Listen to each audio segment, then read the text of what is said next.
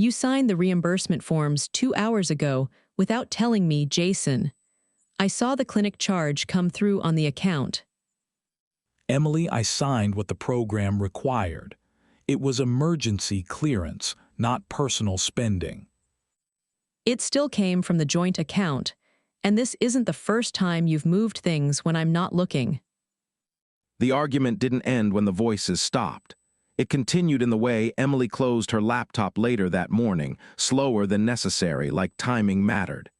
Jason stayed at his desk across the shared office space, reviewing the same approval sheet twice without changing anything. The clinic invoice still sat in the shared ledger system, flagged, not resolved.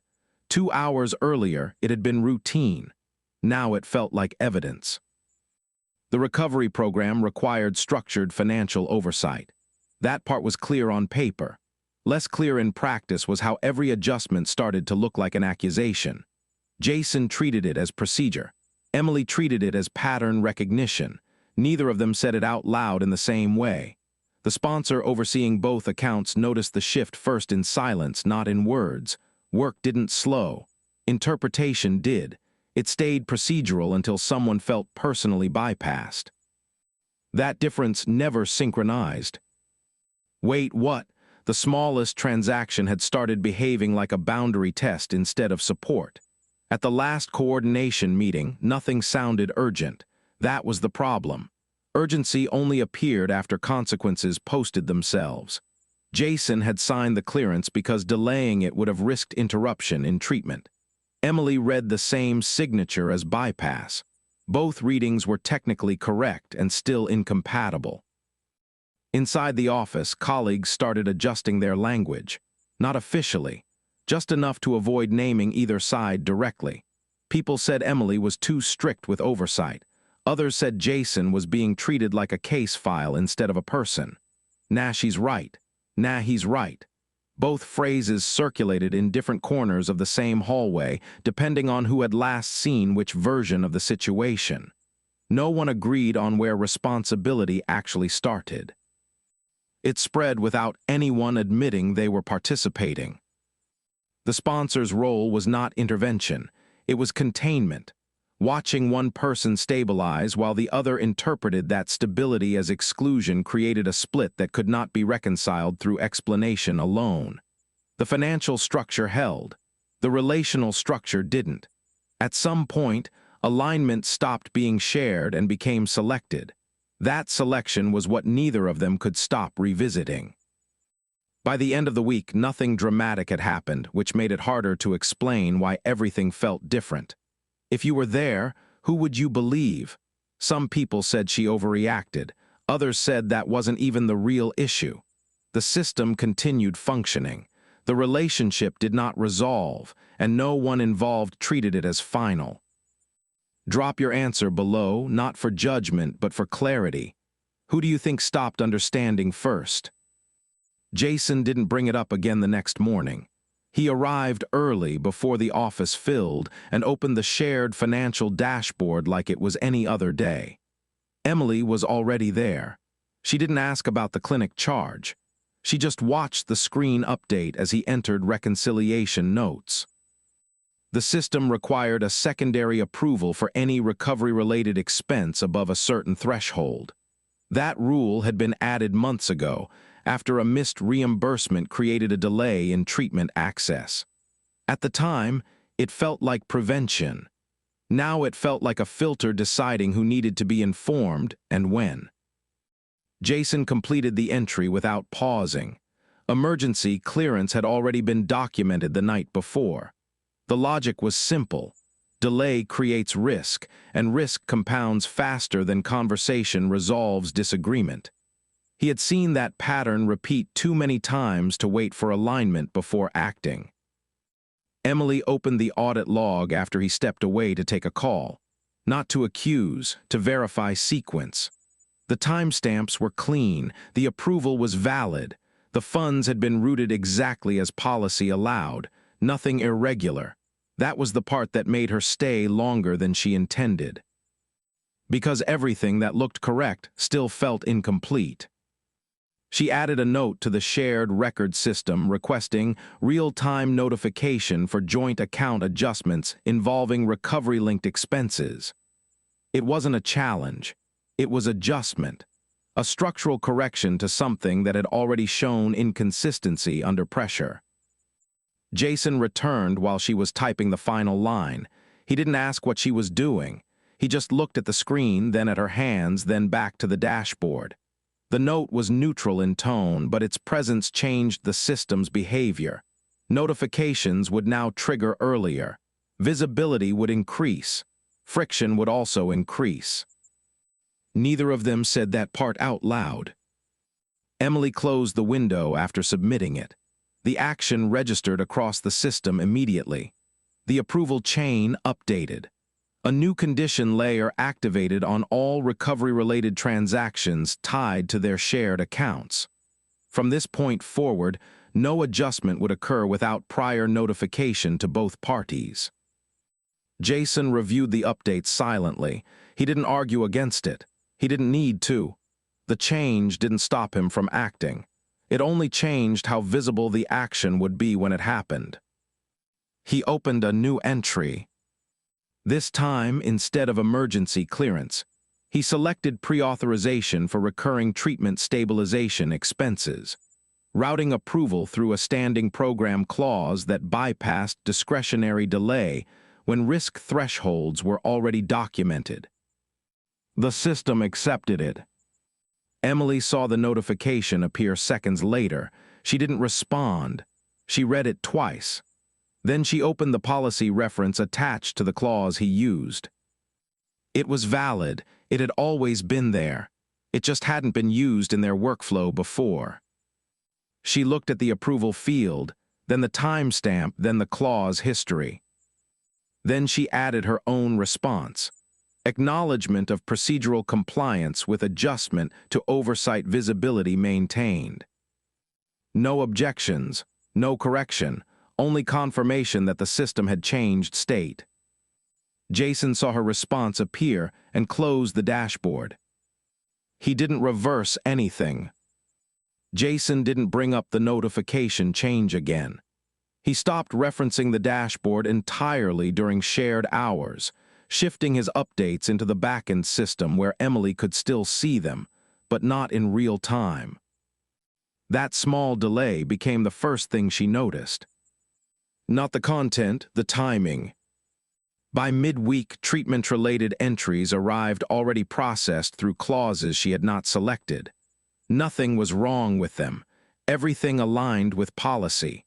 But alignment was no longer the point.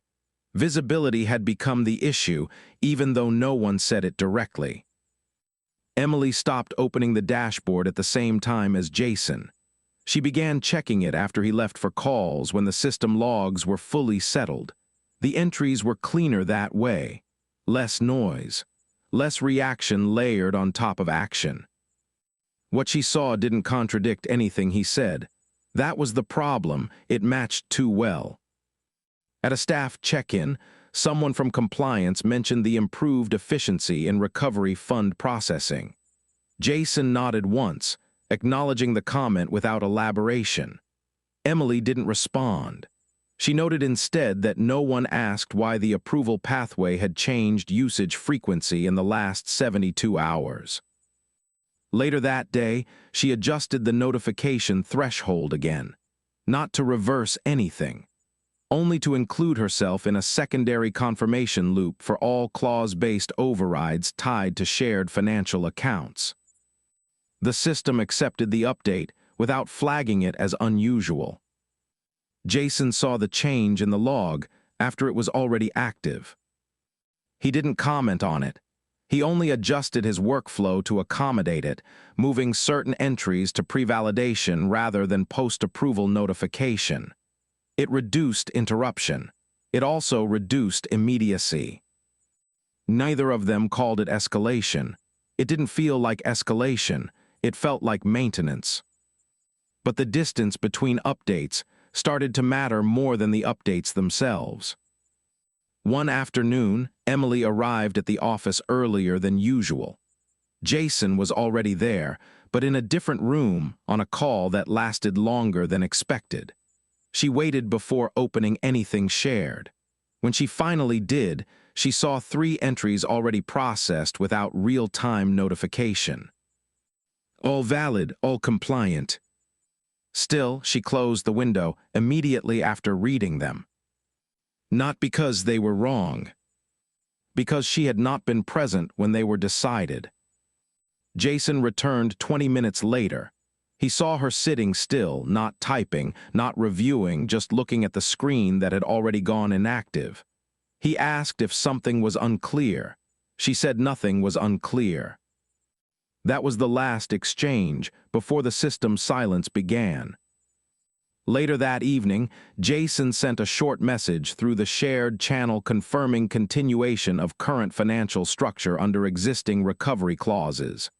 No request, no explanation, just confirmation. Emily opened it an hour later. She did not respond.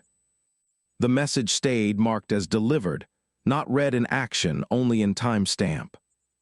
The next morning, Jason checked the system once. There was no reply.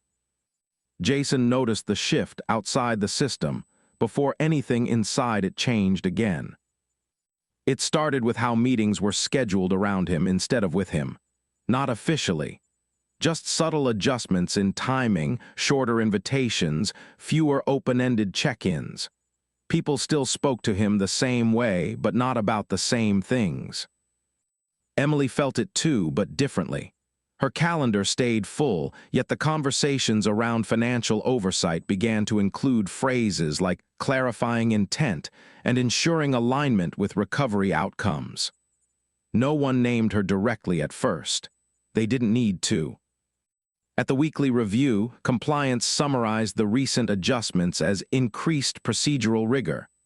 Jason was referenced once in the context of operational stability. Emily was referenced once in the context of oversight reinforcement. Both mentions were neutral. Both were accurate. Neither captured what had actually shifted between them. Someone from the external coordination team asked a question about decision latency. Jason answered in terms of risk mitigation. Emily answered in terms of transparency enforcement. Both answers were accepted. Neither contradicted the other. They just didn't sit in the same space. After the meeting, 2 colleagues spoke briefly in the hallway. Not about blame, about interpretation. One said the system had become more efficient since the clause-based approvals expanded. Another said it had become harder to tell who was initiating changes versus responding to them. Nah, she's right. Nah, he's right. The disagreement didn't escalate. It softened into ambiguity instead. Emily reviewed an internal summary report later that day. It described improved financial recovery stability with minor communication delays between stakeholders. The wording was careful. No negative terms, no emotional language, just metrics and intervals. Jason saw a different version of the same report through his access layer. It emphasized responsiveness under constraint conditions and reduced risk exposure through pre-authorization protocols. Same data, different framing. Neither report was wrong. That was what made it harder to correct. Outside the organization, nothing was visible except outcomes, payments processed, treatment continuity maintained, no missed deadlines, no flagged violations. On paper, the system had improved. Inside it, the coordination gap widened in ways that never triggered alerts.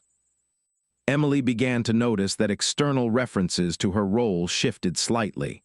In emails she was copied on, her function was described less as co-manager and more as oversight authority.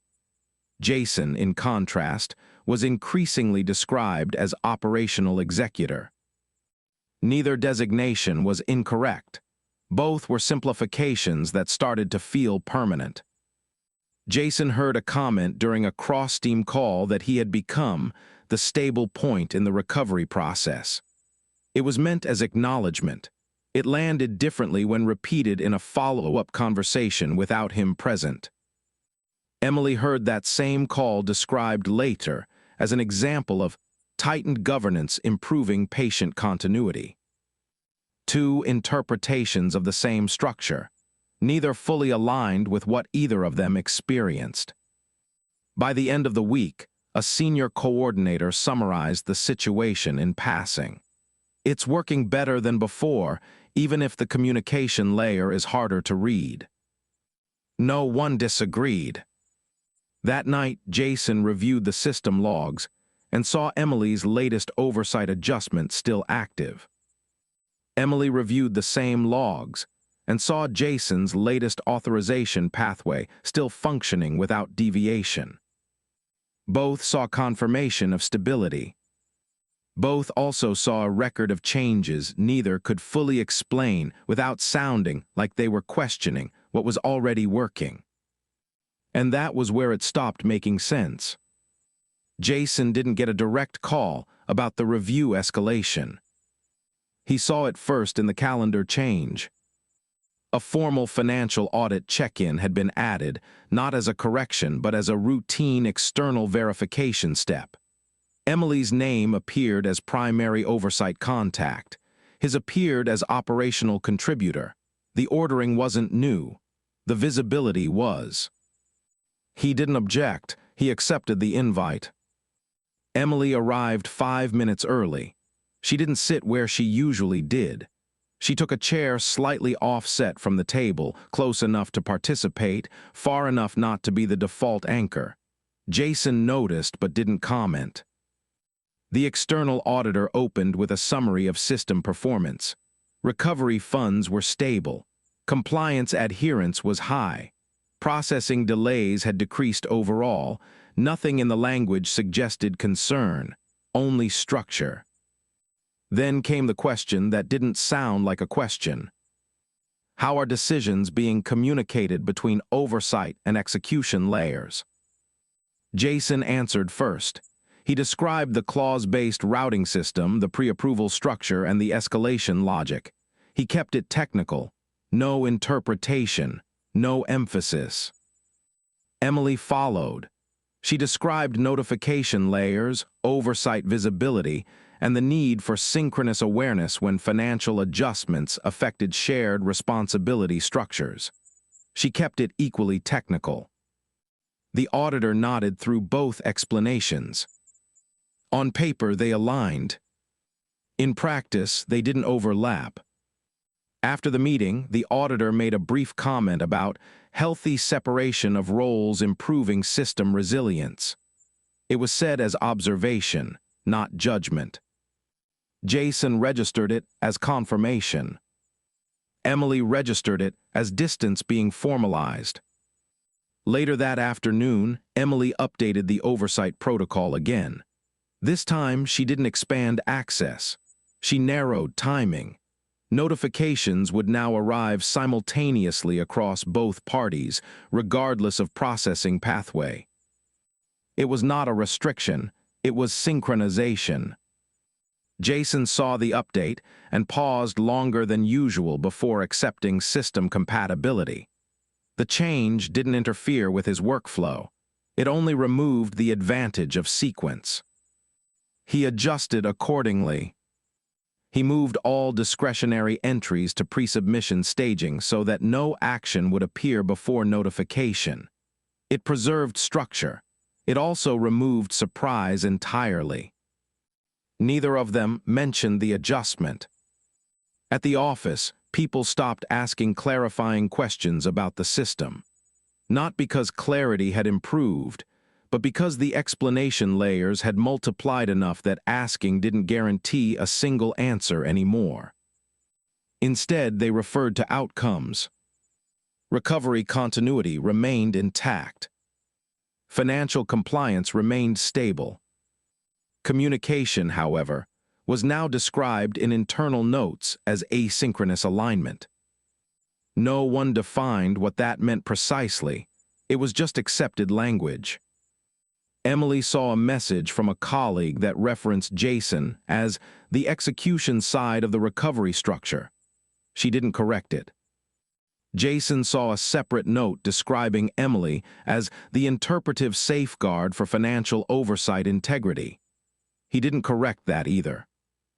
Both designations felt accurate depending on where you stood when you observed them. That was the problem.